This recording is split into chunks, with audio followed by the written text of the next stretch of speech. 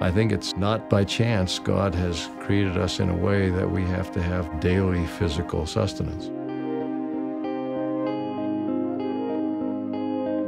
The children of Israel coming out of Egypt lived for 40 years approximately on something called manna.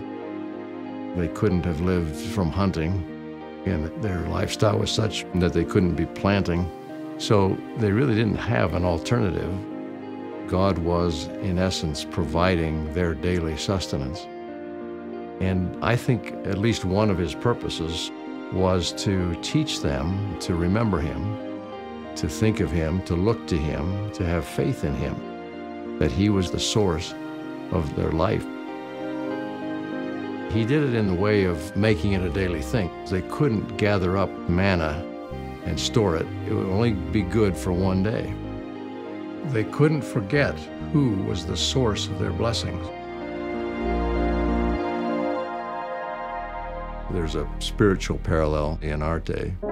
We all recognize the need for physical sustenance. Hunger and thirst remind us very strongly if we forget. But the spiritual need for sustenance is equally strong.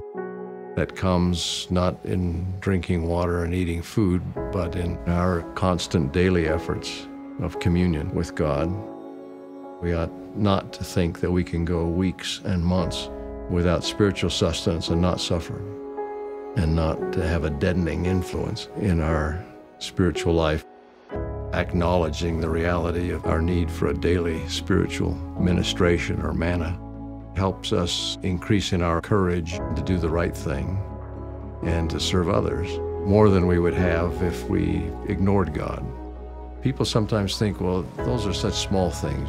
Prayer, immersing ourselves in the scriptures, pondering, meditating. How can that really produce a significant difference in a person's life? But it does.